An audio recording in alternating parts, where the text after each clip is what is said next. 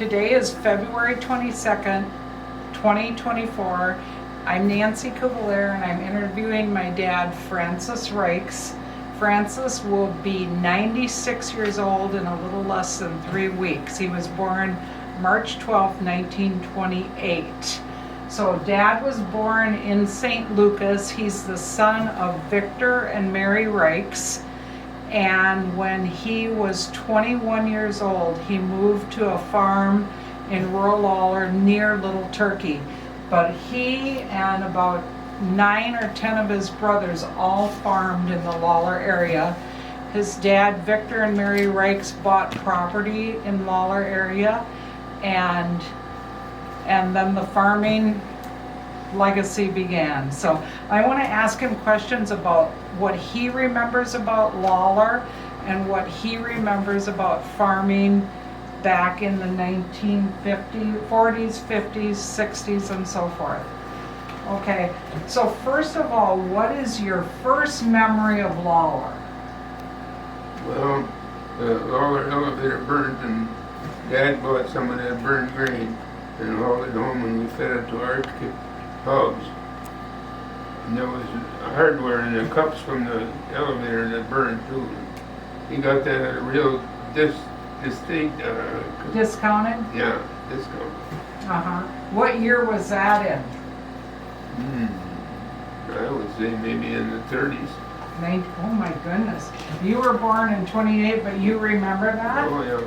And how did he haul that grain home? I think he had it delivered.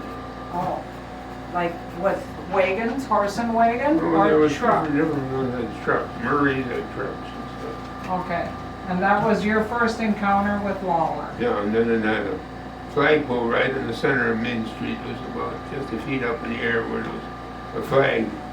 And further up there was a water tower on the other side of the street. Okay, and you had probably never seen that before? No, not only. Oh, they too. I saw them in Wakoma. They had a lumberyard too. Okay. But no water tower. No water tower and probably not a flagpole like the Lawler No. flagpole. But the train came to Wakoma that time already. And it came to Lawler. Yep. What do you remember about the railroad in Lawler? The train? Well, there's two different incidents.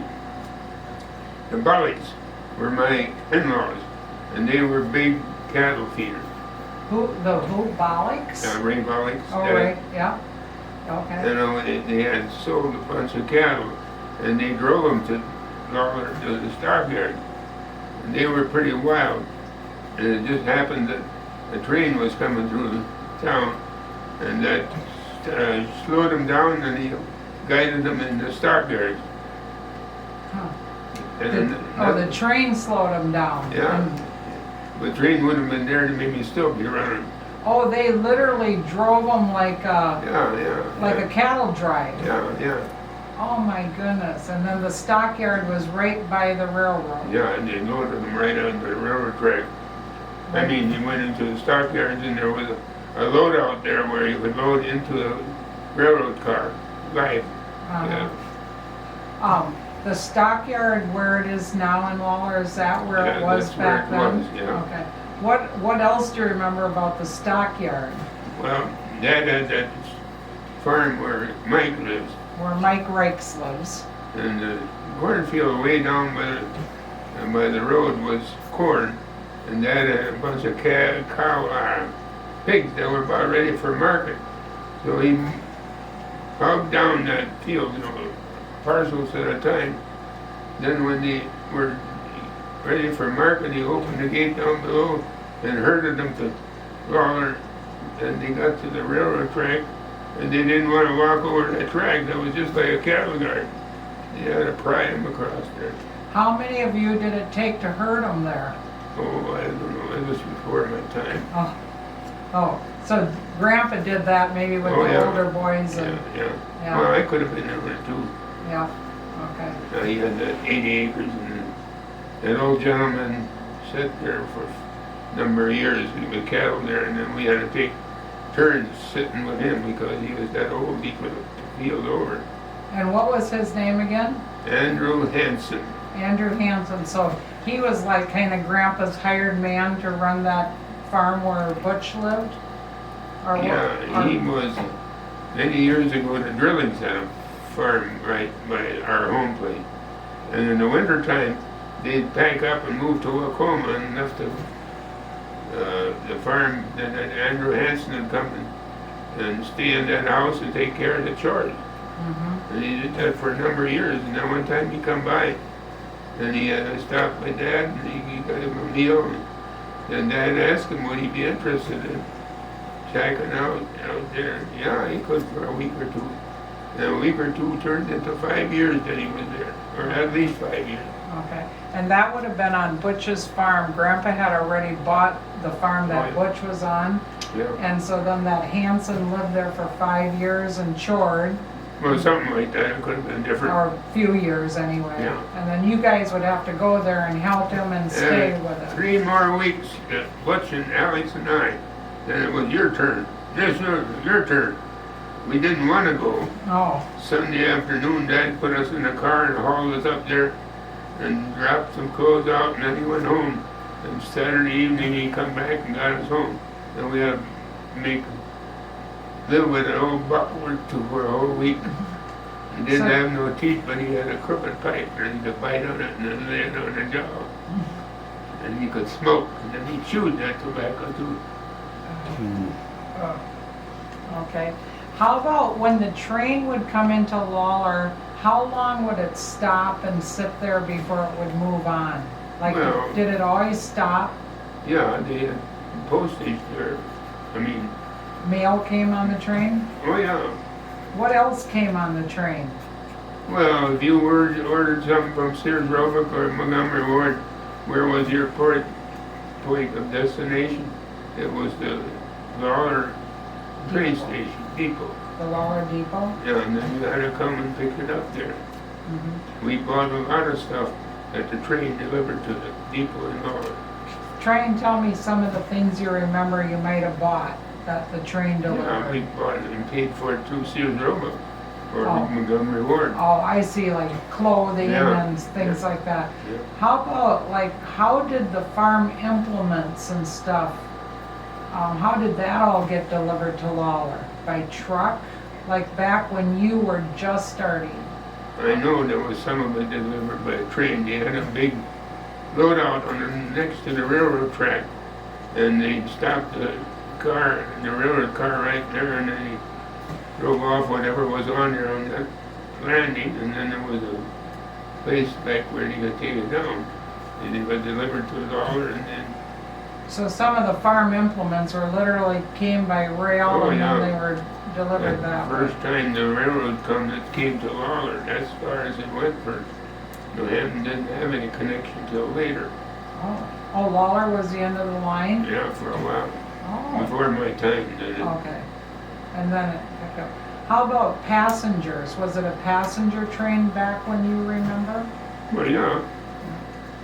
That time when Monsignor went to Texas for his schooling, that was Amarillo, Texas, and that was in the 30s. And St. Lucas didn't have any Catholic high school. They had 2 years, freshman and sophomore, and he couldn't get junior and senior there because Mom was so insistent that he get a Catholic education because he had showed environment of becoming a priest. Yep. Then he knew them Steinleys, the 2 of them from St. Lucas were priests. One was the Monsignor, lived in Amarillo, Texas, Okay. and then they made connection with him that he could go there. And then they put him on a train in Kilmer, a big drum, a closed drum, and a one-way ticket, round-trip ticket on the train and back. If he couldn't take it, he could come home. Okay. And he stayed there all the while until end of May, and come home for 3 months and went back, got his Senior year. 3rd year there too. Okay. Huh. All right. How about the creamery? Did the creamery use the railroad? Lawler Creamery? No, I don't think so. You don't think so? See, that was more, the train wasn't irregular enough. They had butter and stuff on there, and you had to keep it somewhere. You had to get it something. Cold. Yeah. So that didn't, you don't remember them using the creamery? Well, creamery was a big deal in St. Louis. It was St. Louis Farmers Creamery Incorporated. And everybody on the farm had a dairy cow. Yep. And then somebody bought the creamer out, and 2 or 3 times a week they made the rounds and picked up all the cream on the farm and took it to the creamery, and then they weighed it there and dumped it, tested if it was sour or not, and then put the pounds down and the butter fat count. And then you got to check every 2 weeks. Yep. How about Lawler Creamery? Did you ever? Lawler didn't have a cooperative at all. They had private people that Ran the Lawler Creamery? Yeah. Okay. Eggs and cream and everything else. Okay. Did you ever ride the train out of Lawler going anywhere? No, but I was on the train down You were, there. Not on that one. okay. How about, what do you remember about the Lawler hardware store? Forever. From Yeah, well, your first impression, like, you were probably about 14 or 16 years old when you came back and forth to Lawler to help Grandpa on the farms? Well, I was a little older than that. I was 2 or 3 or 2 years older than me, so whoever fit in got to go. Got to go. So what do you remember about the Lawler hardware? Well, Eichhoff owned it, and he had a vest, I don't know, what do you call them?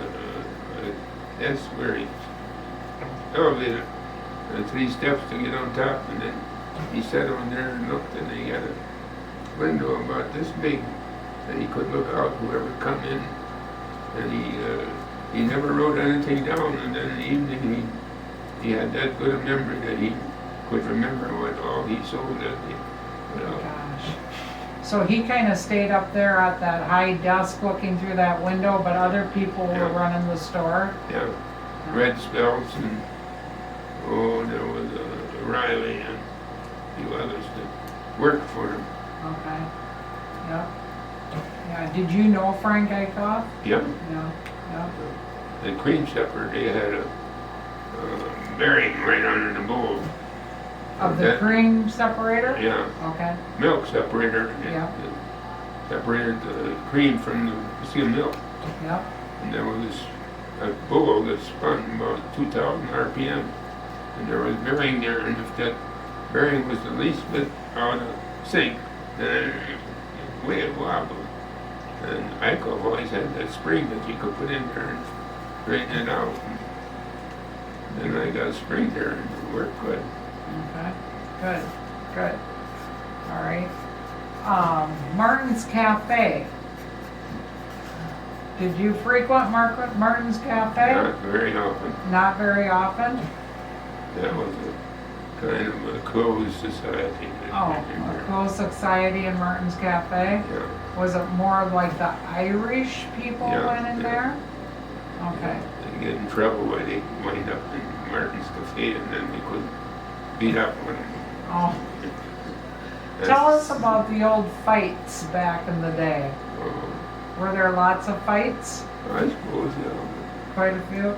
And what were most of them based on? Some of them on girlfriend.